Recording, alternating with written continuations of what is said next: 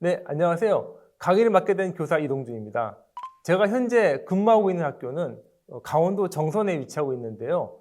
약 20년 전 이곳에서는 석탄을 켜서 전국에 공급하는 일이 활발하게 이루어졌습니다. 하지만 지금은 석탄 산업 합리화 정책에 따라 탄광 대부분이 문을 닫게 되면서 난방을 위해 연탄을 이용하는 가정 또한 찾기 어려워졌습니다. 대신 도로지하에는 도시가스관이 깔려 있고 활발한 신재생 에너지 개발 덕분에 산 정상에 있는 풍력발전소도 자주 볼 수 있습니다. 그리고 저희 집 지역인 울진에는 6개의 원자력 발전소가 전기 에너지를 생산하고 있습니다. 그렇다면 20년 동안 우리의 삶은 어떻게 바뀌었을까요? 내연기관 자동차를 대체하는 전기 자동차의 대중화가 진행되고 있고 조리용 가스레인지와 더불어 전기를 사용하는 인덕션의 보급도 늘어나고 있습니다. 이처럼 우리가 사용하는 에너지 형태는 계속해서 바뀌고 있는데요. 에너지만큼 큰 변화가 일어나고 있는 분야가 있습니다. 바로 인공지능입니다. 불과 몇 년 전까지만 해도 인공지능이 사람의 말을 알아듣는 것 자체로도 신기하던 시절이 있었습니다. 지금은 몇 단계의 논리를 거쳐야 답이 나오는 복잡한 문제에도 인공지능이 답을 주곤 합니다. 이것을 이용하면 복잡한 자료 수집을 인공지능으로 대체할 수 있고 사람들은 좀 더 창조적인 작업에 몰두할 수 있게 됩니다. 예를 들어 학생들이 에너지 절약에 대한 홍보물을 만들고 발표하도록 지도한다고 가정해 보겠습니다. 학생들이 효과적인 홍보물을 만들 수 있도록 지도하려면 다음과 같은 순서를 따를 수 있습니다. 첫 번째로 학생들이 홍보할 주제를 정하고 그 목표를 명확하게 합니다. 그리고 홍보물의 대상이 누구인지 정하도록 하고요. 홍보 주제에 대한 정보를 조사하고 필요한 자료를 수집합니다. 그리고 전달하고자 하는 메시지를 정리하고 친구나 선생님께 피드백을 받습니다. 그 다음 홍보물의 전체적인 디자인을 기획하고 메시지를 효과적으로 전달할 수 있는 문구나 슬로건을 만듭니다. 그 다음 홍보물의 초안을 만들고 다시 한번 선생님이나 친구에게 피드백을 받습니다. 그 받은 피드백을 바탕으로 홍보물을 수정하고 최종 작품을 완성합니다. 그렇게 해서 마지막으로 완성된 홍보물을 발표하고 공유합니다. 이 과정에서 인공지능을 활용하는 것은 그 세 번째, 홍보 주제에 대한 정보를 조사하고 필요한 자료를 수집하는 단계입니다. 그 홍보 주제에 대한 정보를 조사하고 필요한 자료를 수집하는 방법에는 어떤 것이 있을까요?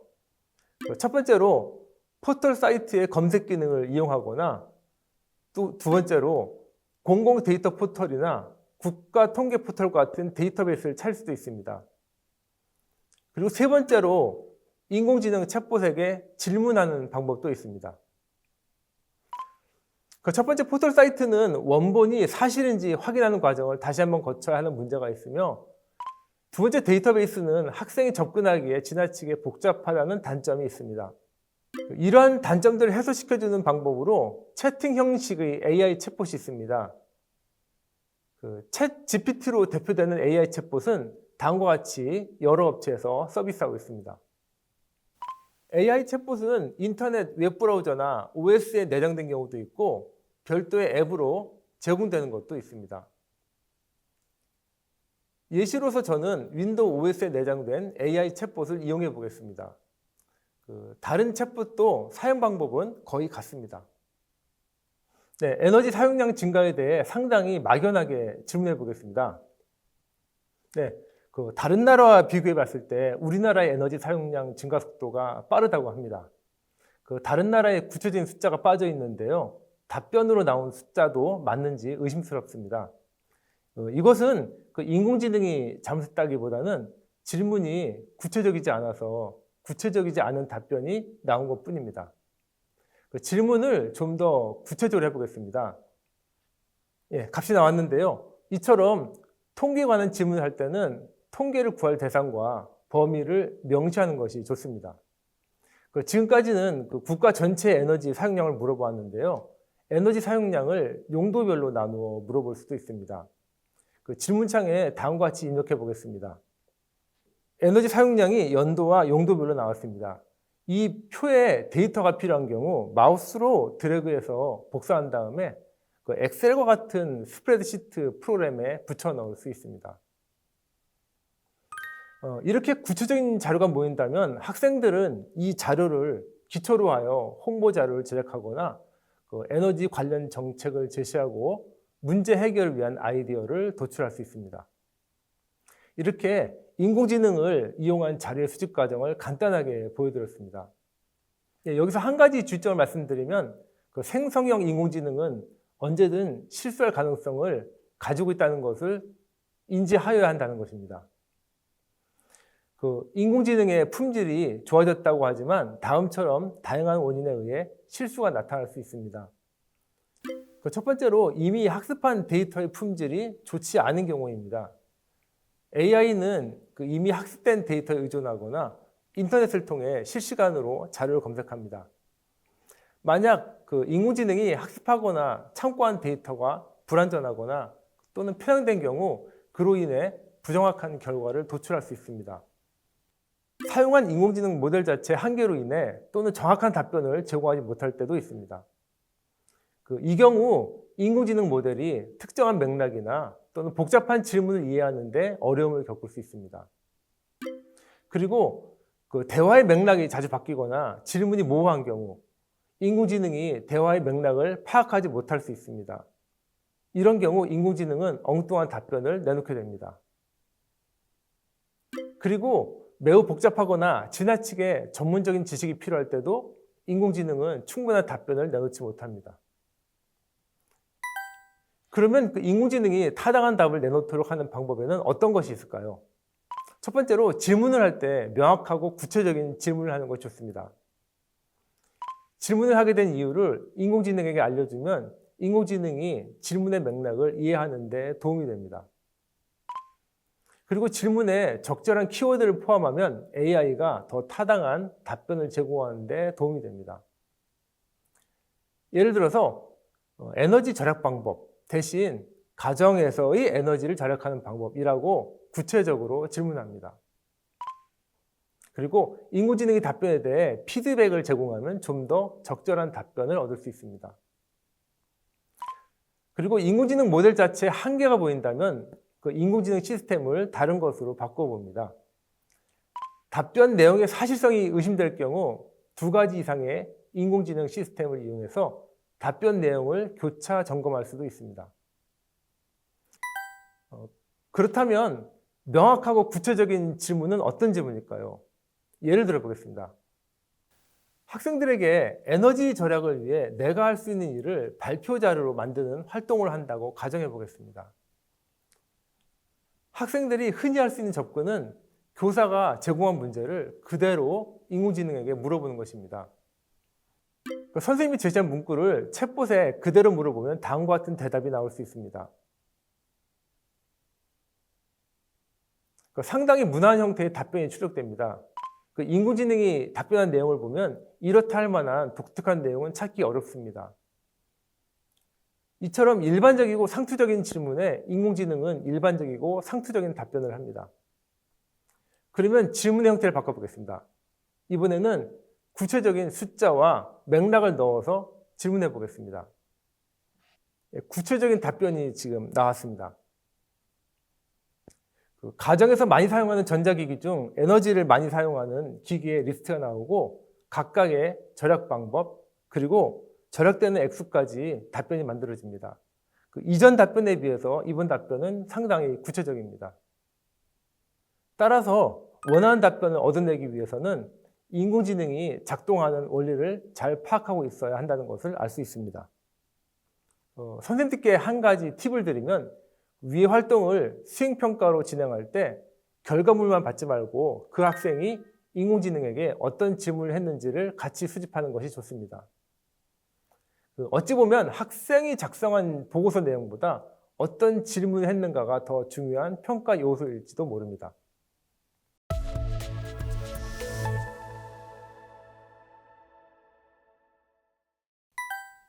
자료를 찾는 것 이외에 인공지능을 실험에 이용할 수는 없을까요?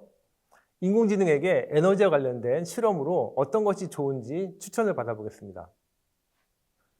여러 가지 답변이 나왔습니다. 그런데 우리 생활에서 한 곳의 에너지를 다른 곳으로 전달하는 방법으로 스마트 기기의 충전이 있습니다. 최근에는 무선으로 에너지를 전달하는 무선 충전도 많이 이용하고 있습니다. 이 무선 충전기의 원리를 이용한 과학 실험에 관해 물어보겠습니다. 인공지능이 말하는 무선 충전기의 기본 원리는 무선 충전기의 송신 코일이 자기장을 생성하고 수신 코일이 자기장의 변화에 따라 전류를 만드는 것입니다. 이 현상은 2022 개정 교육과정의 물리교과에서 다루고 있는 전자기 유도 현상입니다. 제가 아주 간단한 실험 장치를 가지고 왔는데요. 인공지능이 알려준 방법대로 만들었습니다. 처음에 한 질문은 다음과 같았습니다. 인공지능은 무선 충전용 송신 모듈이 필요하다고 답변해 주었는데요. 이러한 재료를 구하기 쉽지 않았습니다. 그래서 해당 모듈 없이 할 수 있는 실험이 더 있을지 질문해 보았습니다. 인공지능은 수신 모듈 대신 구리선으로 코일을 만드는 방법을 제시해 주었습니다. 위 답변을 기초로 장치를 만들어 봤는데요. 제작하면서 코일을 감는 횟수를 인공지능에게 물어보았습니다. 인공지능은 코일의 지름이 3cm일 때 약 20에서 30회 감는 것을 추천해 주었습니다. 실제로는 20회 정도만 감아도 잘 작동이 되었습니다. 이것이 인공지능의 조언에 따라 만들어진 실험 장치입니다. 이 장치를 무선 충전기 위에 올려놓아 보겠습니다. LED가 깜빡거립니다. LED가 계속 켜져 있지 않고 깜빡거리는 것은 무선 충전기가 대량의 에너지를 보내기 전에 스마트 기기와 같은 수신부가 제대로 놓여 있는지 찾는 과정입니다. 무선 충전기와 스마트 기기의 통신이 이루어지면은 그 이후에는 충전을 위해 대량의 에너지를 전송합니다. 이렇게 하면 스마트 기기가 위치한 때만 에너지를 전송할 수 있어서 에너지 낭비를 피할 수 있다고 합니다. 이상으로 인공지능을 활용하여 에너지 관련 정보를 수집하고 실험에 이용하는 방법을 사례 중심으로 알아보았습니다. 인공지능은 이미 가정과 산업에서 에너지 절약을 효율적으로 실현하는 핵심 기술로 자리 잡고 있습니다. 스마트홈에서는 인공지능이 가전제품, 조명, 난방, 냉방 등 에너지 소비기기의 데이터를 분석해 최적의 에너지 사용 패턴을 제시하고 불필요한 소비를 줄이는 알림 기능을 제공합니다. 또한 사용하지 않는 기기를 자동으로 꺼주거나 에너지 효율이 낮은 기기를 교체하도록 유도하여 개인의 에너지 절약을 돕습니다. 그리고 산업 분야에서는 스마트 팩토리에서 AI가 생산 설비와 공정 데이터를 실시간으로 모니터링하고 분석해서 에너지 소비를 최적화합니다. 이를 통해 공정 개선, 설비 유지 보수 및 에너지 저장 시스템 관리로 효율성을 극대화하며 지속 가능한 생산 환경을 조성할 수 있습니다.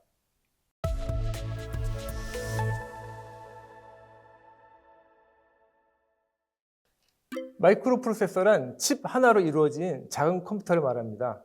여기에 각종 센서를 연결할 수 있습니다.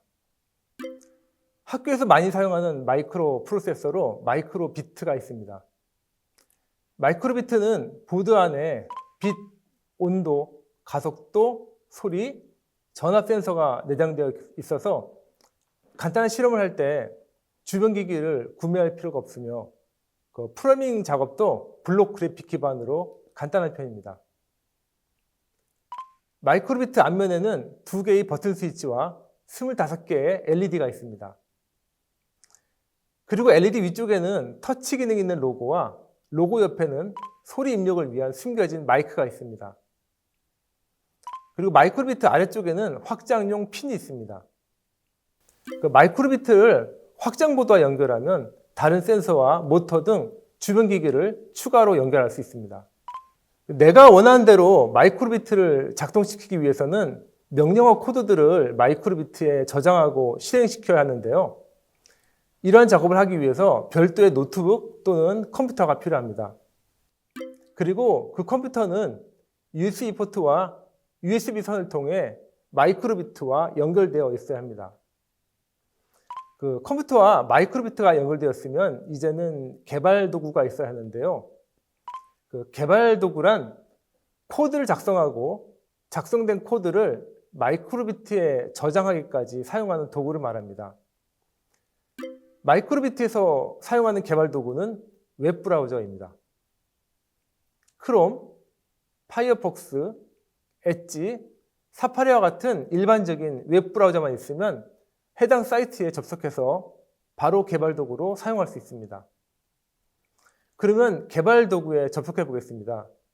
웹브라우저의 주소창에 다음의 주소를 입력합니다.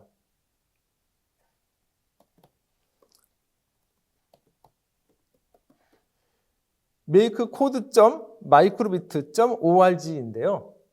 또는 주소창에 makecode만 입력해도 웹브라우저가 검색을 통해 해당 주소를 알려주기 때문에 이 방법으로 접속할 수도 있습니다.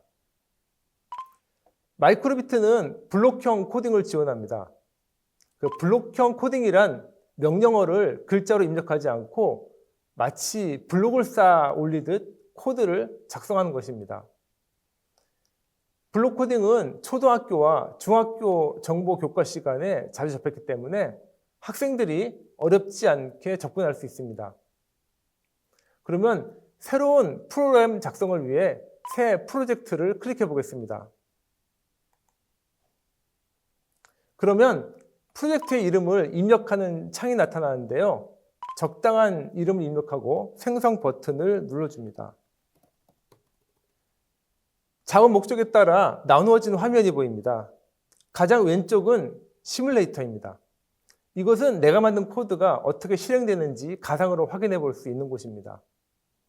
그 코드를 작성하는 도중에도 그 시뮬레이터는 계속해서 작동되므로 작동 결과를 실시간으로 확인해 볼 수 있습니다. 가운데에는 블록을 꺼내 올 수 있는 도구 상자가 있습니다.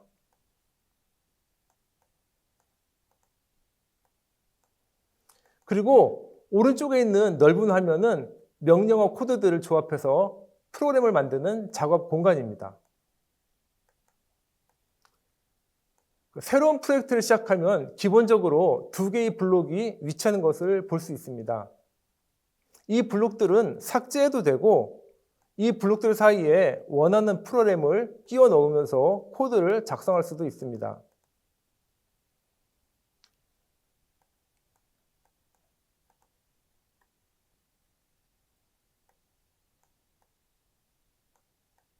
시작하는 코드 사이에 블록들을 끼워 넣으면 마이크로비트가 시작될 때 코드들이 단 한 번만 실행됩니다. 반면 무한반복 코드 사이에 블록들을 끼워 넣으면 이 블록들은 무한히 반복됩니다. 그러면 온도를 측정하는 코드를 작성해 보겠습니다. 온도를 알려주는 명령어 블록은 입력 도구 상자에서 꺼낼 수 있습니다.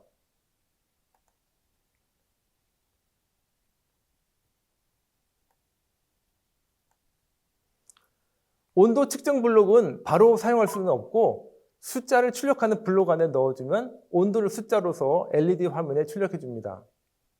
블록 조립이 완료되었다면 시뮬레이터 화면에서 해당 코드가 작동되는 것을 확인할 수 있습니다. 그 시뮬레이터에 보이는 온도값은 지금 현재 현실이 아닌 이 컴퓨터 가상세계의 온도값입니다. 화면 왼쪽의 시뮬레이터는 이제 실제 마이크로비트가 작동하는 것이 아니고 마이크로비트에서 해당 코드가 작동된다면 이렇게 작동될 것이다 라는 것을 확인하는 용도로 사용됩니다. 다시 말씀드리자면 현실의 데이터는 아닙니다. 이 현실의 데이터를 읽기 위해서는 해당 코드를 실제 마이크로비트에 내려받아야 됩니다. 마이크로비트에 코드를 내려받기 위해 다운로드 버튼을 클릭하겠습니다. 네, 다운로드 버튼을 클릭하면 마이크로비트를 컴퓨터에 연결하라는 메시지가 나옵니다.